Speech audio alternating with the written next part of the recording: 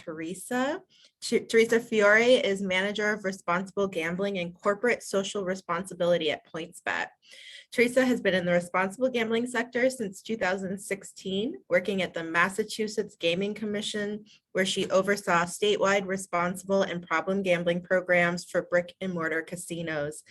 And now at PointsBet, which is the fastest growing US sports gambling operator, and has a landmark media partnership deal with NBC Sports, along with being the first operator to sign a sponsorship deal with the college athletics program, which was the University of Colorado. But we all know that they've also added the University of Maryland now. So I hope we'll get a chance to learn more about that and so much more. Take it away, Teresa. Thank you, Blair. And thank you, Francesca. Really happy to be here. So like Blair said, I'm Teresa Fiore. I'm the Manager at Responsible Gambling and Corporate Social Responsibility with PointsBet, where I've been for the past year.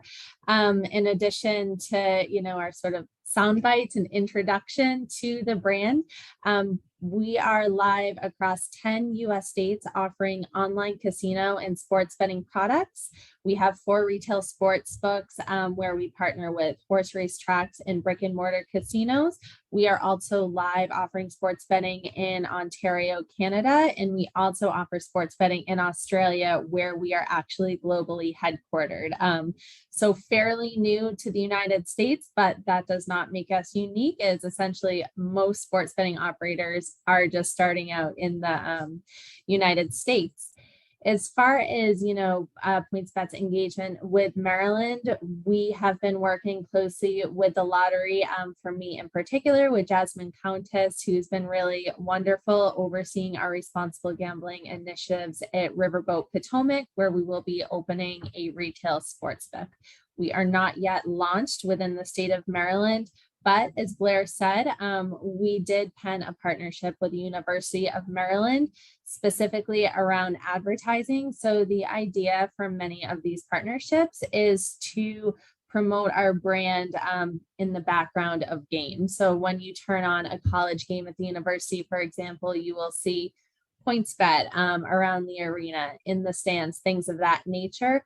Where responsible gambling comes in is making sure that alongside our actual brand name are messages around responsible gambling, messages on where to get help if somebody is in the audience and they are struggling with gambling. So much of what I do is balancing business progress within the space with a lot of the really important safeguards that we have to have for individuals who are utilizing our products.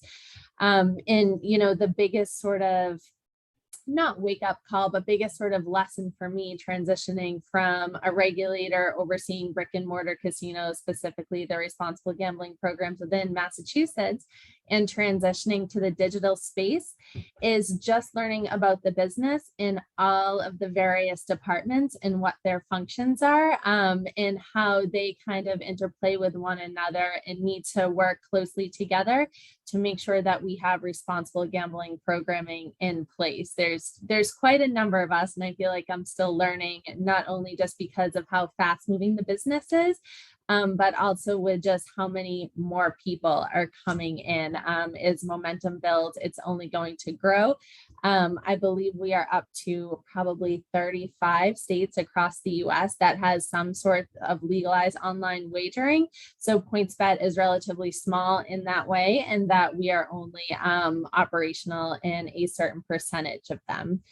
One thing to sort of consider when figuring out, how do we communicate as operators with experts from the advocacy community, for example, with clinicians, treatment providers, regulators, individuals who are in recovery who have a really, really important story to share with us, is, what are the sort of customer journeys for the individuals who are taking advantage of our products? What does it mean for a student athlete, for example, who may be exposed to our advertising? And let's say once we are operational within the state of Maryland, how would their experience be different from somebody who is living in, I don't know, New York City, who has been in the workforce for a number of years? He or she more likely than not, he will be coming at it from a very, very different context and perspective. So it's really important to consider those various customer journeys.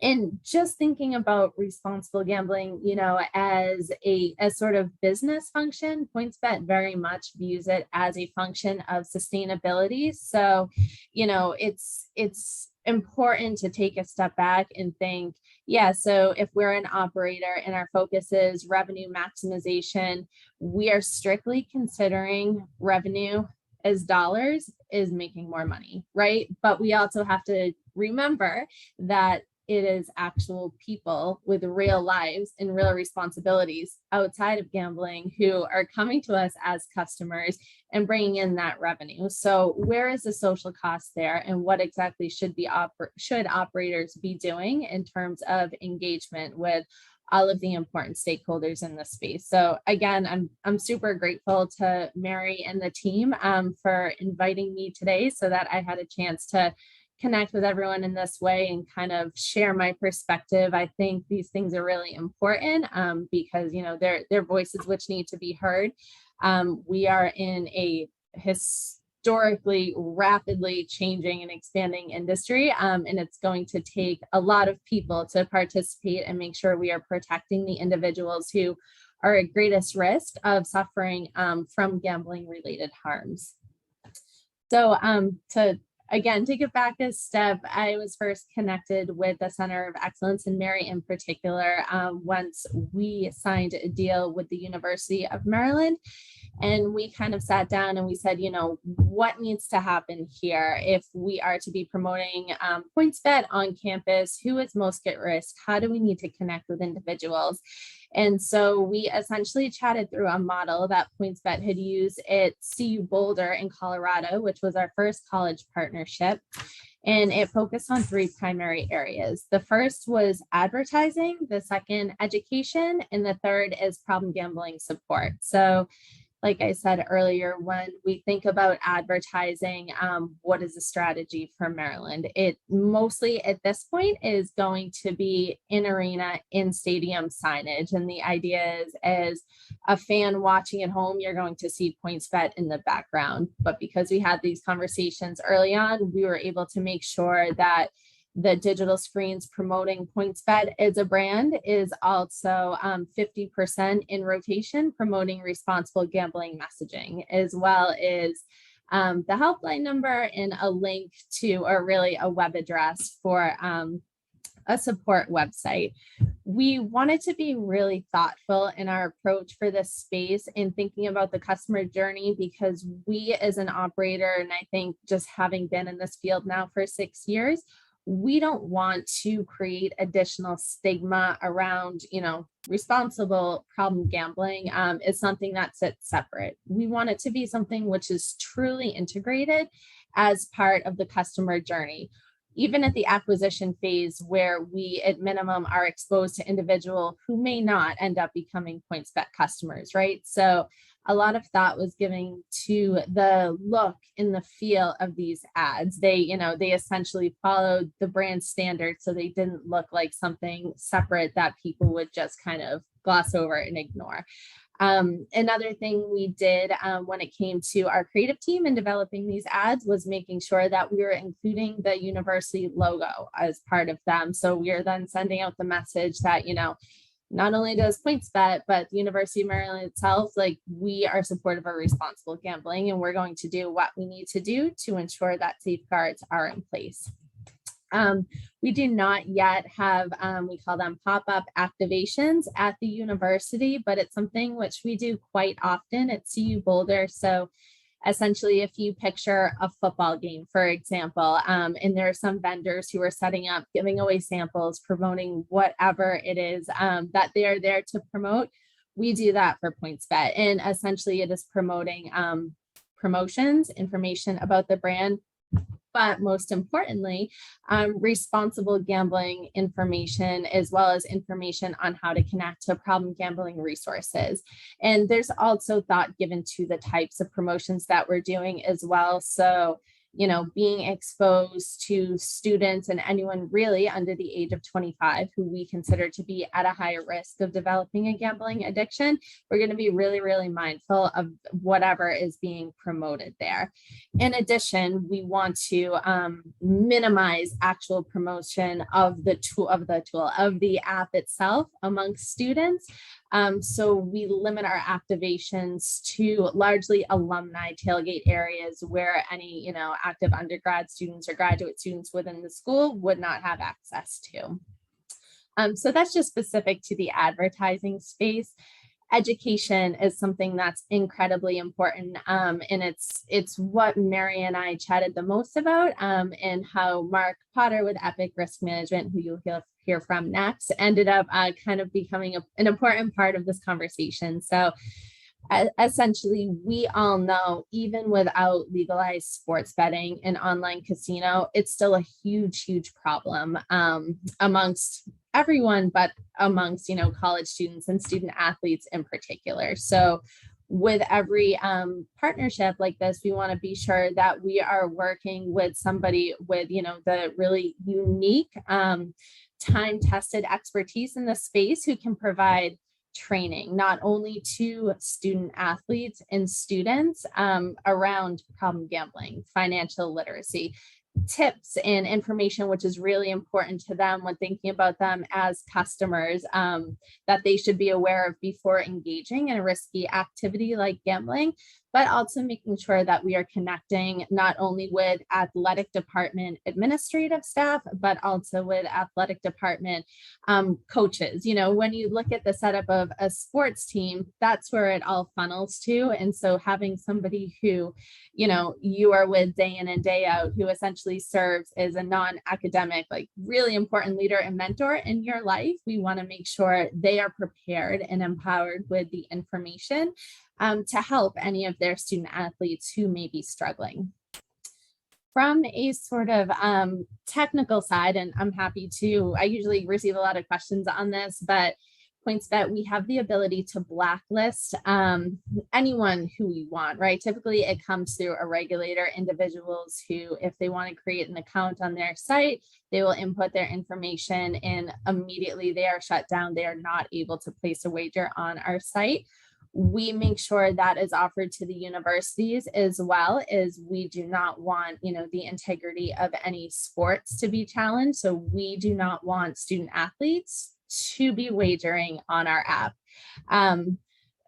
Of course, it's for the integrity of the sport, but also for the athlete themselves, right? We don't want them, to be propositioned by somebody to make a certain play in a game. So there's all sorts of integrity issues there. But at the end of the day, ruining one's athletic career is not worth it for gambling. So we want to make sure we are offering as many safeguards as possible.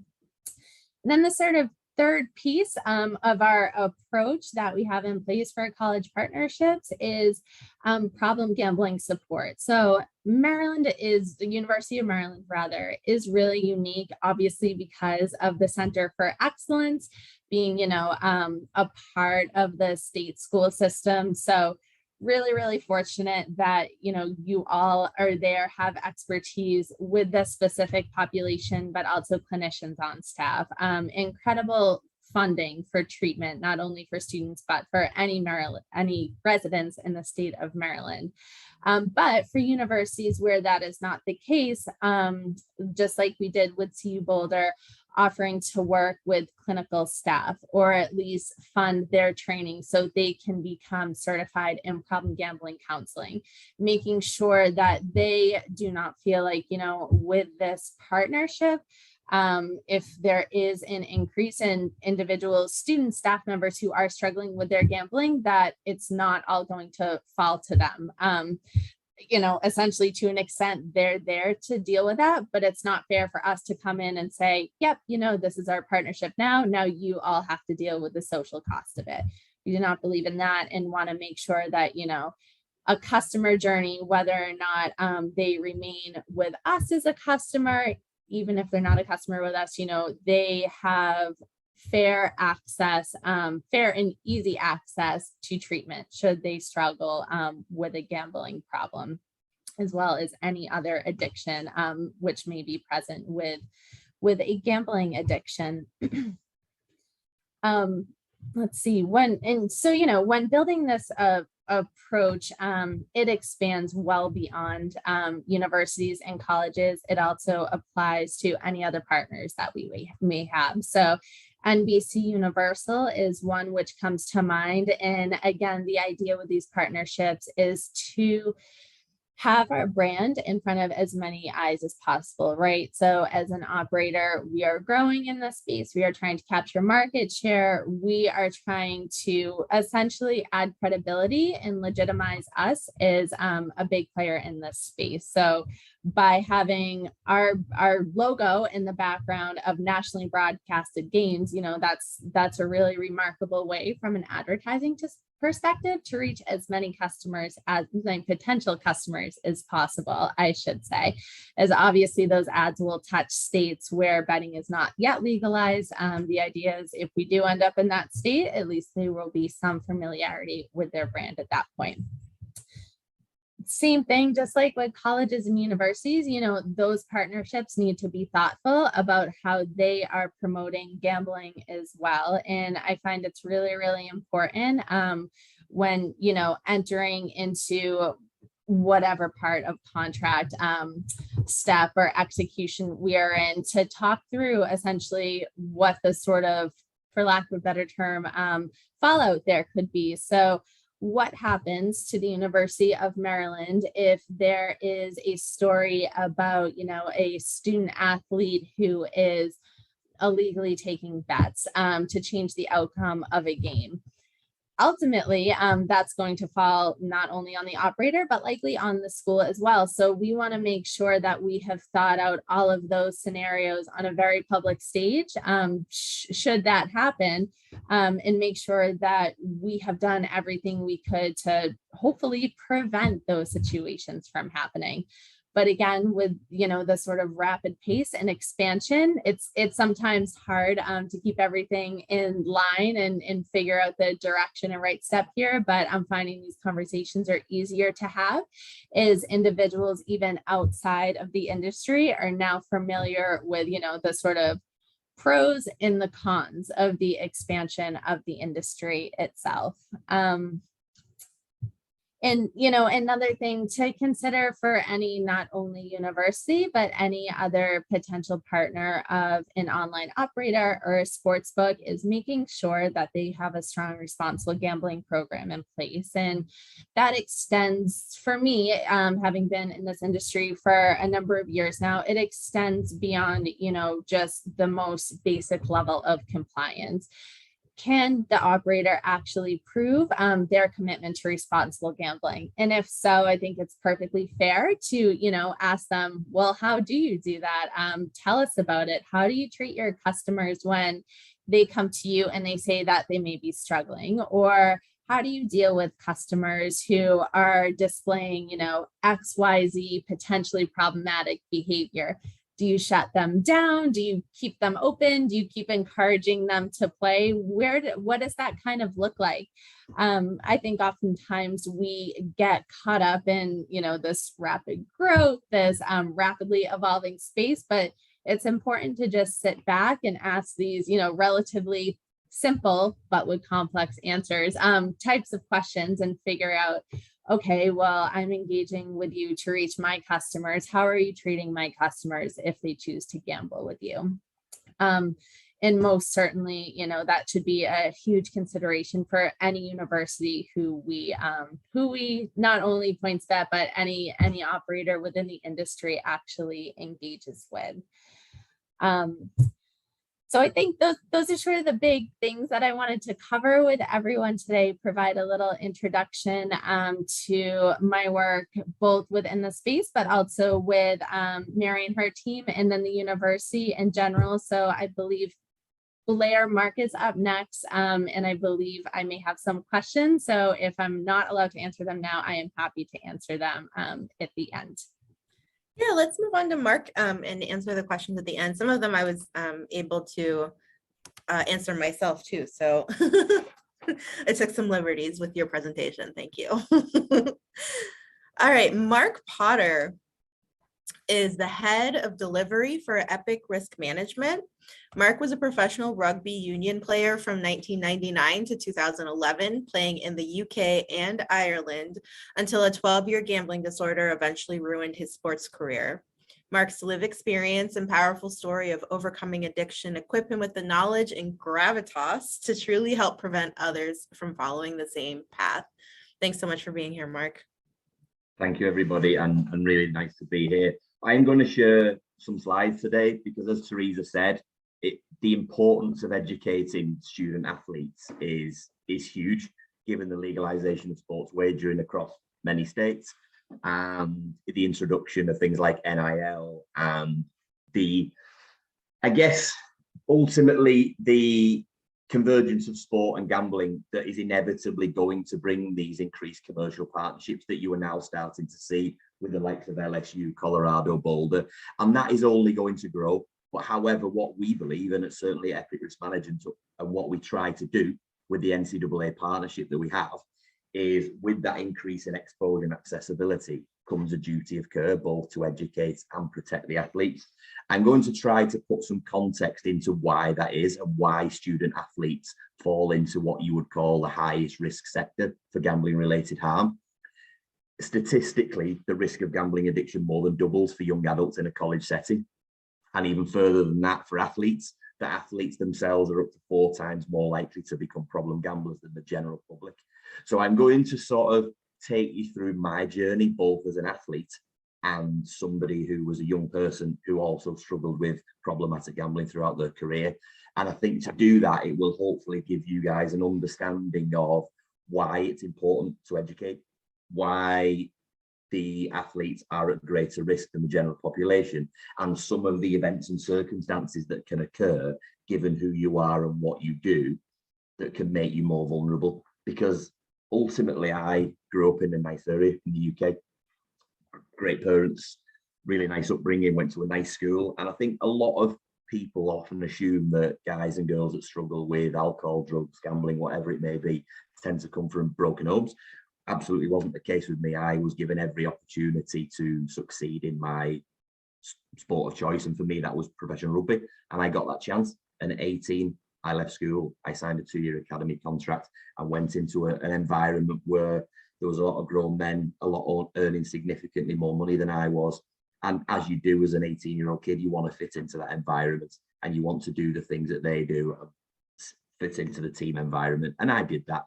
And before joining the club, gambling was never part of my life, really, apart from a $1 a week bet on the national lottery that we did at home as a family.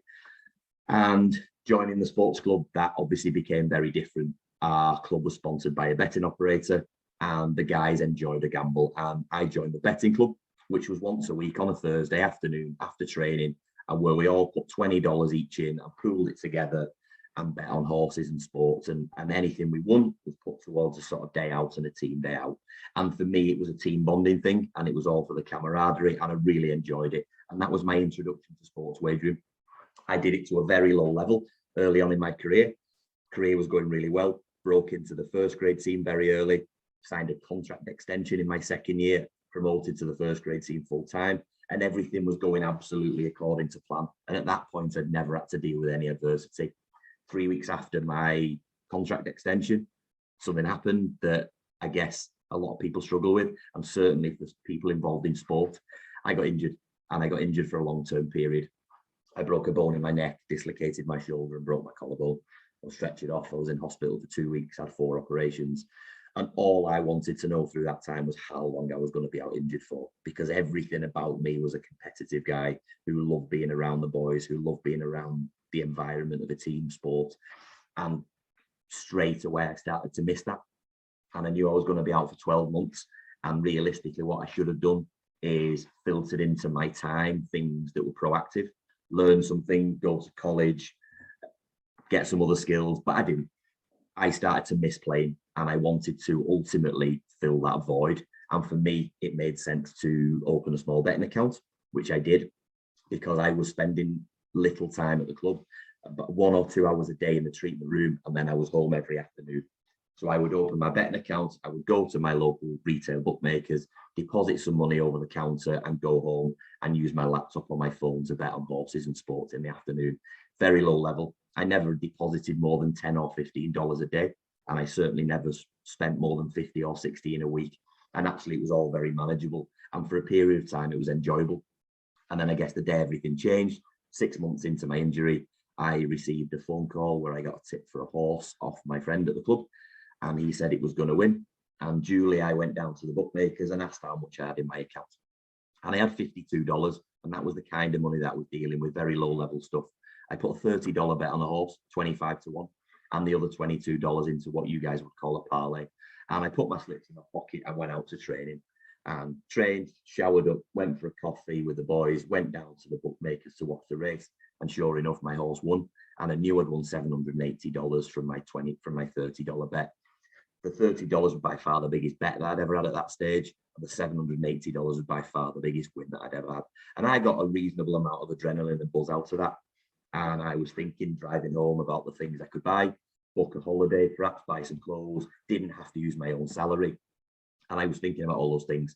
And what I did was I always recorded the horse racing when I was out, and I did. And sure enough, that day, I watched all my horses, and what I thought was $780 was actually $14,000 because my parlay won. Every horse in them won. And as a 19-year-old kid, I turned $50 into 14 grand. And at the time, for me, that was the equivalent of 8 months' salary. The feeling and the adrenaline, the buzz that I got from that was like nothing I'd ever felt or seen before. And I just thought it was the greatest thing that had ever happened. I rang my friend, thanked him for the tip. He told me that there was no problem. He said, congratulations, well done. And actually, I've got another horse that I think will win today. I ran down to the bookmakers, withdrew $1,500 out of my betting account, left $12,240 in it, and put the $240 odd on the next horse that he gave me. And sure enough, 3 hours later, that won as well.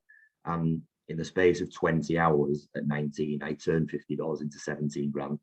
And that just changed everything about the way I gambled. It changed everything about my excitement. It meant the $240 that I put on that horse became standard practice because I could afford it. I wasn't spending my own money, and actually I was just playing with winnings. And as an uneducated 19-year-old, I thought there was no risk in that. But what happened is, over the next 6 months, I didn't get myself into debt. I didn't have financial difficulties. But what happened is I created an environment that was completely unsustainable for me, given what I earned, and once the money had run out. And as you can imagine, the money ran out in the end. And even then, it had started to impact my time in terms of my career, because I was so excited about getting home to place bets that my rehabilitation from injury took a backseat. And what should have took me 12 months to get back to fitness ended up taking me almost 2 years. So it even had a negative impact on me back then. But when the money ran out, I found it really hard to go back to a small level of play manageable to my finances. And I didn't want to do that because I've got used to $200 and $300 bets on horses and $500 doubles on parlays and on soccer and rugby and anything else that I could find to bet on. And the next sort of couple of years really was about putting more money in my account than I could afford, trying to win the money back, trying to recreate the buzz and the adrenaline of how good that initial win felt, and failing to do so. And as those 2 years passed by, I started to chase my losses. I started to try to win enough money to solve all my problems. When I was running out of money at the end of the month, I was borrowing off teammates, family, friends, and then having to pay them back. I then started to use credit cards at first, then loans. And at the end of sort of 4 years of my 5-year contract that I had, I stopped playing altogether. I wasn't getting selected in the team. It took me ages to get back to fitness. My condition was terrible. And I'd started to have arguments with teammates and family members about money. And my debts had built up to over $70,000 on credit cards and loans in the previous 2 years. I knew I wasn't going to get another contract at the end of the year because nobody was going to offer somebody a contract that hadn't played for over 2 years. The reality is the 10 games that I played at the beginning of my contract were the only games I ever played. And I knew I needed to do something to ultimately, if I wanted to further my career. This also coincided with life events happening. Like I met a girl in Ireland on a golf trip, She ended up getting pregnant really quickly, which turned out to be with twins. And I wasn't prepared for that. I wasn't ready for that. And actually, when I found out about that, the only place that I thought I was comfortable to be able to deal with that was the bookmakers. And I went in and I lost another £5,000, I think, the day I found out. And I knew I had to do something about it. I didn't want to be the guy that left a girl in a different country to raise 2 kids on their own. So the plan was for me to move to Ireland.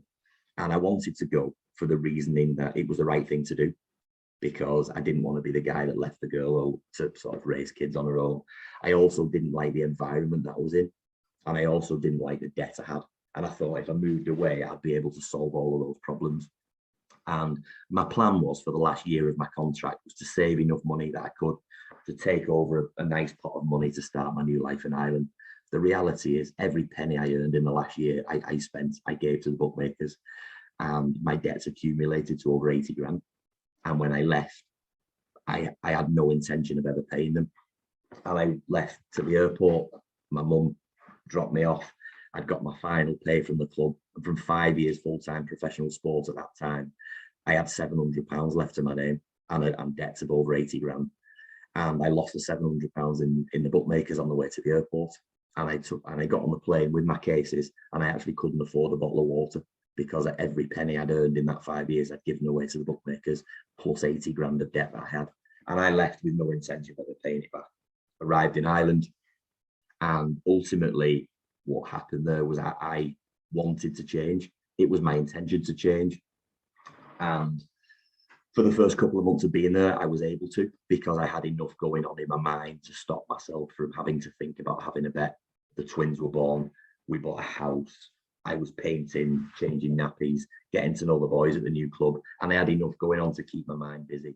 But the more time went by, the more I wanted to gamble, and I eventually did so, to a small level at first. I put a $20 bet on a horse, and then ended up sort of winning 900 on a football parlay the week after, which meant I was back up and running. I then started to do the same things again, but this time I had bills, I had a partner, I had kids, and I had things to pay for. And I started to go through my money quickly. I then started to access credit again quickly. And I then started to dip into our savings account, which we used to pay the bills out of. And of all the things I ever did, I always made sure she had enough money in her account, so she'd never have to question me or my money. And I started to lose all of our money. I then started to dip the savings account so much that we started to get letters and phone calls to the house looking for money out of debt.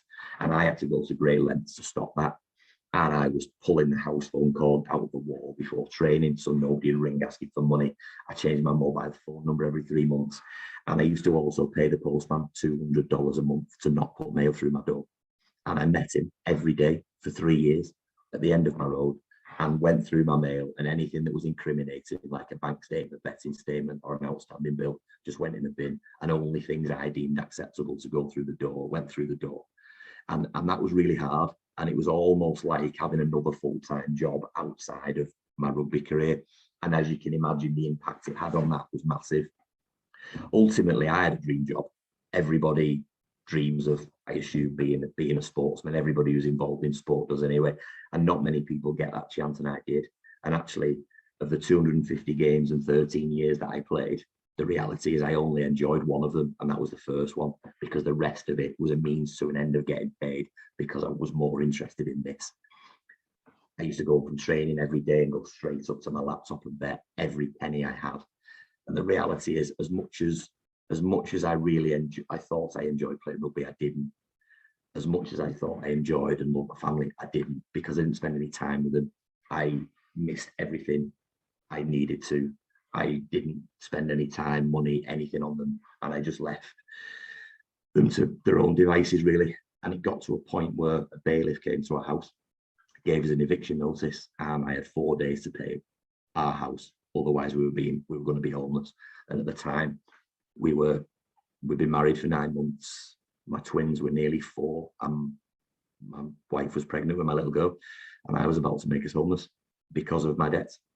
And the only way I knew to get out of that was to try and win it. And I tried to do that. It didn't work.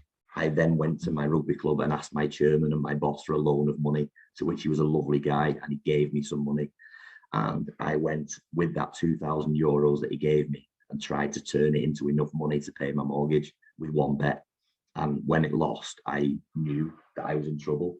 And I went to training Thursday afternoon, knowing I had to pay my mortgage on Friday, otherwise we were out. And I knew I had to do something that day. I'd exhausted every avenue of credit I had at that point, and there was no way of getting the money. The only way I could do it was one way. And I went and knocked on my boss's door. And when he wasn't in, I went into his room, opened his top drawer, and took his checkbook out of his top drawer and ripped 2 checks out the back of it, put it back in its normal place, and went home. And the day after, I went and cashed 2 checks worth €8,000 in his name, forged his signature, and never for 1 minute thought I was doing anything wrong. It was only ever meant as a loan in my head. And I cashed them. I went into the bank. I gave a sob story to the guy, and I paid what I needed to pay. I had £4,700 left over. I walked into the bookmakers and put it all in my betting account. And I went about trying to solve all my problems by winning enough money. And I almost got there for what I needed. And I had some tips on horses. And the last one, my horse fell 200 yards before the line, and it lost. And I knew I was in trouble. And inevitably, I got the phone call I was waiting for from the club to go down for a meeting, where I walked in and I was met with a policeman and my boss. And he just looked at me and said, "Why did you steal from me?" And I don't remember what I said exactly, but it was something along the lines of, "Look, mate, I'm really sorry. I did take the money, as you can see. It was only ever meant as a loan, and I apologize, and I accept the consequences of what's going on." And he said, "For what reason did you take it?" And it was the first time I ever mentioned gambling.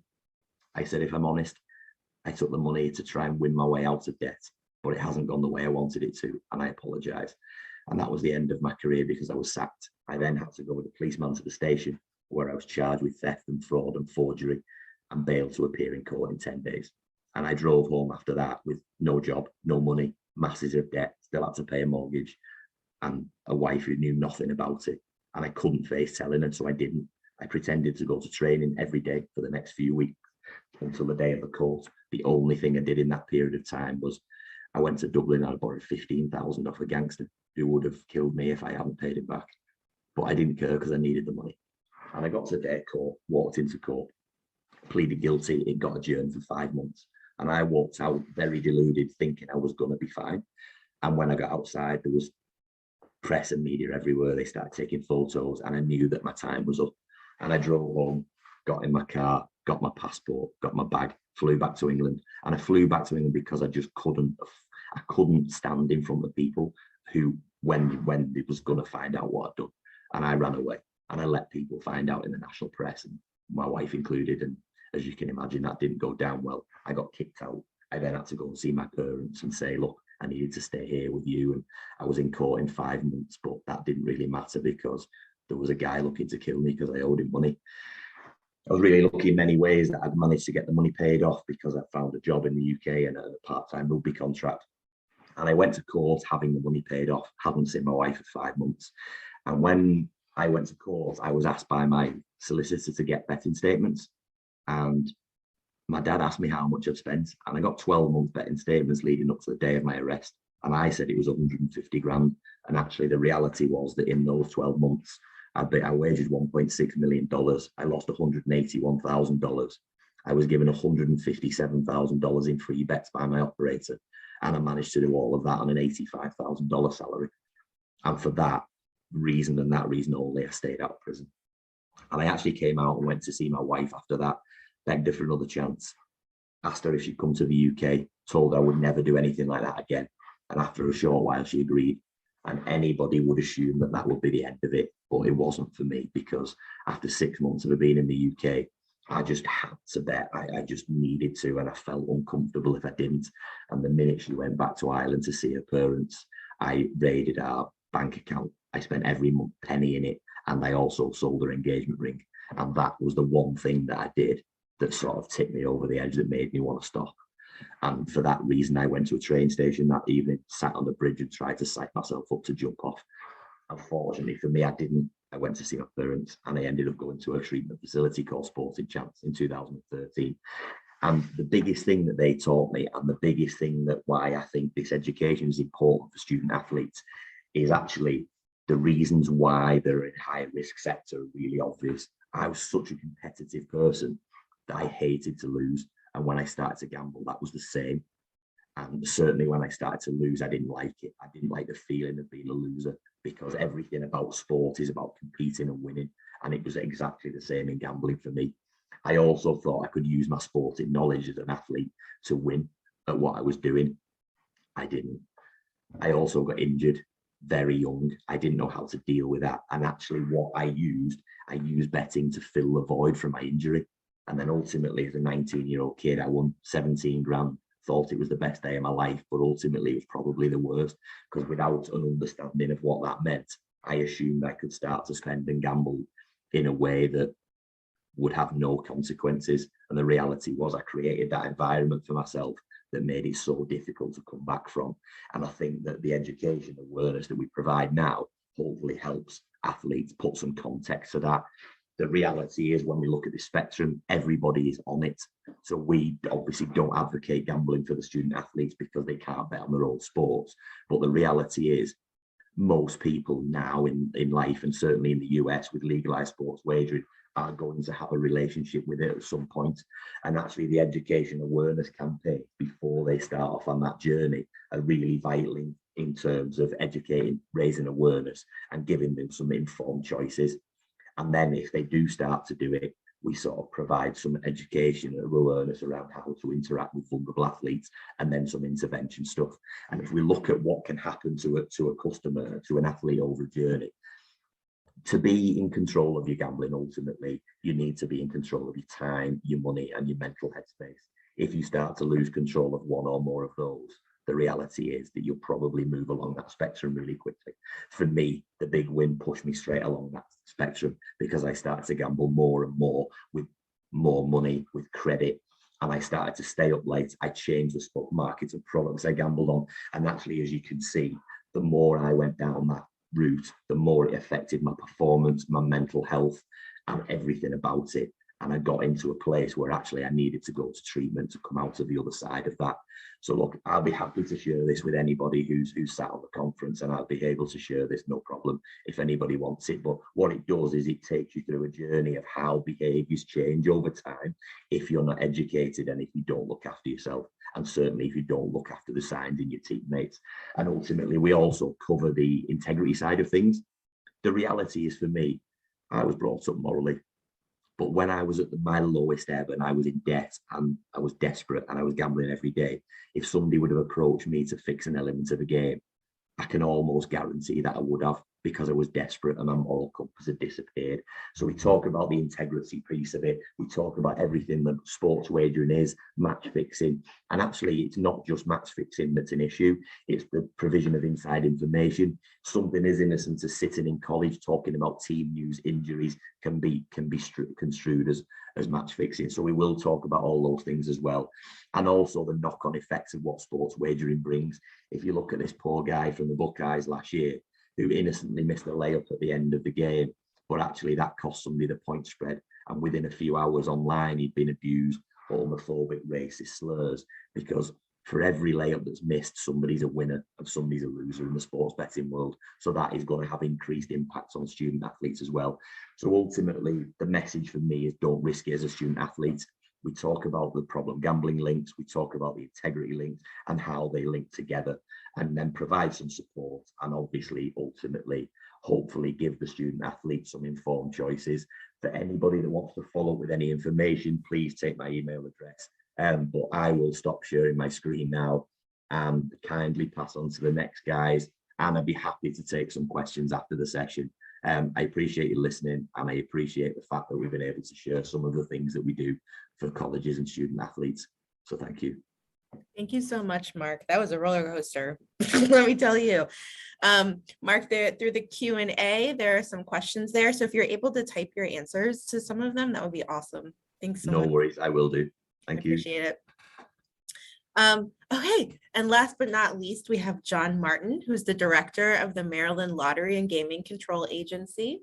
Since 2015, Martin was the agency's managing director and chief revenue officer, overseeing the Maryland Lottery sales division and its network of 4,400 retail locations and managing the top line revenue for traditional lottery products.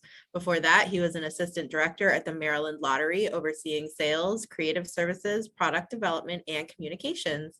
And he's here today to give us updates on the sports betting rollout in Maryland and a ton of other relevant information. Thanks for being here, John.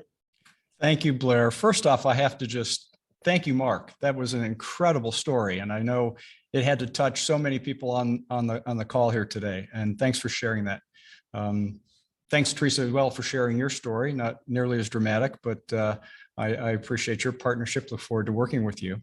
And thanks to the Center of Excellence for allowing me some opportunity here today to give you a quick update, and it will be quick, on the legend of sports betting here in the state of Maryland. Many of you are well aware that November of 2020, via referendum, the Marylanders voted overwhelmingly 2-1 to pursue sports wagering here in Maryland. And it took us several months through the legislative session in the beginning of 21. The governor signed the law in May of 21, and it took us several months to get the regulations approved. And we had a number of entities, 5 casinos that came live in December of 2021 to start the wagering process. And I hear it all the time, and maybe some of you even said it yourselves, if you're honest with yourselves. What's going on? What are we waiting for? Why can't we get this mobile thing done? Well, there's a number of things that factor into it. And the first and foremost is that each state jurisdiction is unique. And the law that was written in Maryland was, if nothing else, unique and very comprehensive in its scope. And it's very different than what Virginia and Pennsylvania and Ohio and New York and any other jurisdiction is dealing with, is managing. And what that means to us is that at Maryland Lottery and Gaming Control Agency is that we had to take all that into account. And there are 3 things in the law that if you're not aware of it, you should be, because it does impact significantly on where we are today, and more importantly, where we are going with sports wagering in the state of Maryland. The first thing is that the legislation created a new entity called the Sports Wagering Application Review Commission, or SWARC, as it's been called. And this was a body of 7 people that, working with Maryland Lottery and Gaming Control Agency, are challenged now with bringing sports wagering to the marketplace. Most other jurisdictions don't have 2 entities working side by side to make that happen. So that's the first thing that was unique. The second thing that was unique was that in the legislation, there were a number of entities identified by name that would be first in line, that would lead the pack, if you will. And they were classified into A's and B's based on the size of their entity. But they were all given the first pass at getting into the sports wagering marketplace. And of those 17, 5 so far have been up and running in December of 21. We have 4 others that are in process and hopefully will be up and running over the next several weeks, if not next few months. And the third thing that was very significant in the legislation was that it was the intent of the General Assembly that there would be equity and inclusion and diversity in participation in sports wagering here in Maryland, which meant racial, ethnic, gender diversification, allowing small businesses, women-owned businesses, minority-owned businesses, a seat at the table, and equity partnerships to benefit from the emerging industry. Again, not any jurisdiction I'm aware of has so explicitly written into their laws that be an outcome of the process. And so you've heard something about it, I'm sure, if you've been paying close attention, that the industry analysis to determine if there are any remedial measures that need to come to play for that diversity and inclusion. That process, that industry analysis, is wrapping up now. The SWARC will review that analysis, will then develop their regulations for both the applications for the competitive bid of 30 additional brick and mortar locations and up to 60 mobile entities for sports wagering licenses. So those 90 additional licenses are what's in play now. We've yet to begin that process. And very local news this week, many of you I'm sure heard that Governor Hogan has weighed in and renewed everyone's focus and enthusiasm for the project by directing us to both SWARC and the lottery to get the process complete and hopefully get it done before the end of 2022. And so SWARC has another meeting scheduled in 2 weeks on June 29th, where they will review regulations rather, for the application process and hopefully approve those so we can begin the mobile applications and the additional retail applications. And what we've also done as recently as yesterday is make an announcement that our e-licensing platform will be open now. And we have people to assist any applicant, business or individual who chooses to want to participate in the sports wagering competitive bid process for the remaining retail and mobile licenses to begin the process today, to sign in, work with our staff, start getting the data that you need to support the qualitative assessment that we do on the financial integrity of the entity, the criminal background check, all the things that qualify the worthiness of that individual or entity to be involved in sports wagering. So that process has begun. We anticipate it'll be a parallel process once SWARC reviews and announces their regulations. And those processes should work in tandem through the summer months so that hopefully before the end of the calendar year and certainly during the NFL season, we'll be able to begin the mobile licensing here in the state of Maryland. So stay tuned for more information on that. We certainly enjoy working with our partners such as PointsBet, as Teresa mentioned. Jasmine Countess on our team, a little shout out to Jasmine, is working with any of the casinos in their efforts, any of the other retail partners, and we'll work with the mobile entities to make sure all responsible gaming programs and procedures are in place to work as close as we can to minimize the harm and make sure that the research and information is available to anyone who seeks the assistance that they may have for any gaming addictions. So Blair, I kind of ran through that pretty quickly to get you back on tap and on time, because I know people have a lot of questions for Teresa and Mark. I'll be around as well if there are any questions for us, but we will continue to update you as well as all of our constituents as we continue to work through the sports licensing process. Still have several months to go. Thank you so much, John. Before you leave us, I do actually have a question. You said there were 4 entities that are now just waiting for their licenses. So I was trying to remember them off the top of my head. Okay. If you can't remember off the top of yours, that's okay. So I have Uh-oh. Riverboat, Long Shots, Bingo World. And Greenmount Station, which is also an off-track betting location in Hampton. And all 4 of these have been awarded licenses by the SWARC, which is kind of the back and forth process we go through, but they haven't been issued the license yet. And it's fundamentally because they're just not ready. Some of them have chosen to build out and upgrade their physical entity, whether it be larger space, more amenities. Some of them have yet to really identify a dance partner, a facility operator who will run the sports book in their location. So until they get all those things work through, we'll wait patiently, and when they're ready to go and give us the green light, we'll get them up and running as well. Thank you. That's good to know. Okay, so yeah, we have a few more minutes left, and I appreciate Teresa and Mark both furiously answering questions in the comments. There was a question though that Teresa answered that I think a lot of people are going to be really interested in. So I'm going to find that question. And then Teresa, if you don't mind basically just repeating what you wrote, I thought was a wonderful answer. So the question was, have you thought about scaling down advertising / making revenue streams through college campuses if the statistics show an increase in problem gambling among students? Sure. Yeah, it is a really great question. So at PointsBet, yes, we have, and a lot of those conversations were initiated because, you know, when you think about individuals whose background is in advertising, their focus is on acquisition of customers, and how to turn sports fans into sports gamblers is an additional way to sort of appreciate and enjoy sporting events. And thinking about another question that someone popped in, many of the leaders within this industry are sports bettors themselves and major sports fans. So it's something that they really love. But what brings them into work every day is, of course, revenue maximization for them. So as far as PointsBet, yes, we're having that conversation.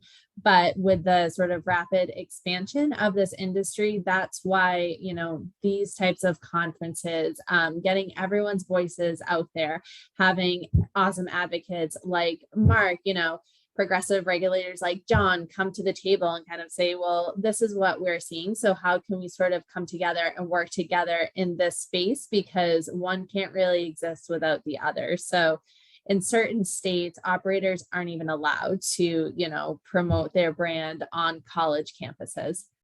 In states where that is possible and where there actually is an agreement, what becomes really, really important is for the university to be prepared, right? And understand the risks associated with partnering with an operator, not only for, the PR sort of negative consequences that could happen, but with just bringing an operator before, the individuals who you essentially are in charge of, right? And who are at a higher risk, your students. So making sure they too understand the negative consequences of these types of partnerships.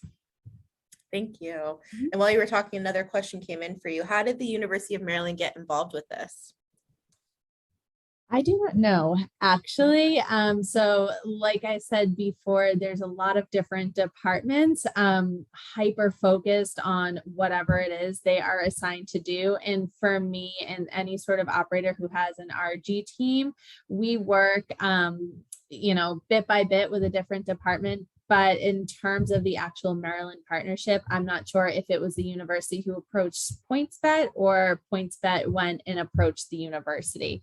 I can say that I have learned in speaking with, our advertising experts that Maryland is situated in a strategically really significant part of the country, because any advertising that goes through there is likely to spill over into, Virginia, Washington, D.C., the DMV region, essentially. So I know that was a huge sort of advantage for PointsBet in partnering with Maryland in particular. Thank you. John, as the regulator in Maryland, did the lottery have any knowledge of what was happening, those conversations that were going on? First off, extra credit for Teresa for using DMV correctly. Right. Well done, Teresa. Secondly, no, quite frankly, we kind of read about it when the press release was announced. So while we do have a separate sponsorship agreement with the university, and a lot of the points that Teresa mentioned in her presentation, we have to follow as well in terms of how we're promoting. And our message on college campus from the lottery perspective is one also of responsible gaming, and also looking at the beneficiaries of our offerings. And we do not advertise, for example, this week's Powerball jackpot is, that. So we do stay away from product specific marketing when we're on campus as well. But no, we have talked to PointsBet, and we've talked to their third party marketing group as well. But we're standing by to support. We're watching it as a regulator, but also as a participant, being a sponsor with the university. Thank you. All right, just a few more minutes. I see another question I saw a question pop in, but it wasn't for us. Okay, well, if nobody has other questions, I have lots. I was taking notes, peeps. So I'm gonna ask, oh, hold on, sorry, another one came up. Let's see if it's good. Oh, not a question, but such a powerful story and presentation, Mark. Thank you. It was amazing. So sorry, Teresa, I got another one for you. You said in your presentation, and I do not quote, can an operator prove their commitment to responsible gambling? So I want to ask you that same question. I mean, I feel like in your presentation, you did share a lot around that, but specifically you were talking about, when you asked that question, you were talking about are the operators watching the people who are playing to see if their behavior or their bets are raising any red flags, which I thought, wow, that would be amazing if operators were doing that. So I'd love to hear kind of your response to your own question. Sure. It's a really simple question, but kind of a complex response. So I'll run through it as quickly as I can. Essentially, when you're sitting in this role on the side of an operator, particularly for a digital operator who has access to much more personal data and transactional information of our customers, you are faced with many more decisions. In addition to, things which may be picked up by customer service in chat. So a customer service agent may be receiving, excessive requests for bonuses and free bets. And so when you dig into that a little deeper by chatting with the player, is it because the player has run out of money and they don't have enough cash to continue funding their own play? They're now looking at the operator to say, just give me a little more. Essentially, they're trying most likely to chase their losses. And so, we have a whole kind of plan in place in terms of what the communication is following that. But that's sort of one piece of it. And then the other piece I call database surveillance. So I have a series of reports set up, which essentially pull various potentially problematic red flags for us. And so I looked at those on a weekly basis, and I'm essentially going through and digging through individual accounts and kind of looking at the various red flags which are presenting to try to determine whether or not this player may be struggling. Depending on what I'm seeing, it will inform whether or not, I actually pick up the phone and call the customer, or, we send email communication out to the customer. Obviously, when we think about the entire sort of spectrum, at the lowest level, you think maybe this person just doesn't know about the resources and tools that are available. To the other end, where it's very clear where the person is actually struggling, they're ready to talk about it. So what type of information do they need? So when I think about, a good RG program, that should be the number one piece of it. Like, it should be focusing on the customers themselves. All the other things that we can do as an operator are great, but that's what I see, being sort of the center of it. Thank you. Mhm. And then I know we're over, but we have some questions that have just come in. So I'm just going to take one more question. This one is for Mark. Mark, from your perspective, should all student athletes be blocked from sports gambling as a preventative measure? I think it would certainly make everything safer and less risky, both from a problem gambling and an integrity perspective. They currently are not allowed to gamble on their own sports. The NCAA athletes certainly aren't.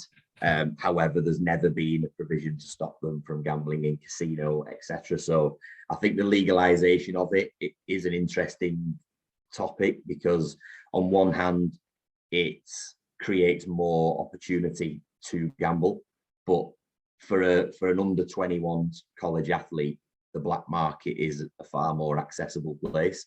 And the reality is that with legalized and regulated sports wagering, it probably helps with the detection of integrity issues, and B, the lack of ability for somebody under that age to be able to sign up to a sports wagering site. So there's a lot to say it's safer and more regulated. But for me, it would be absolutely better off if they did prevent sports wagering for all of the NCAA sports athletes, that there was markets and books run on, certainly for football, basketball, soccer and baseball, etc. And the next one, I prevent myself from relapsing because I understand what my triggers were now. And that is why I went to treatment, to better understand myself. And that's where being an athlete played a lot of part in that. So I do things now that are more proactive. I do this for a living. And that helps me to keep things fresh in the memory, and understanding why I did what I did is a massive part in helping me prevent myself from going back there. So good questions. Thank you.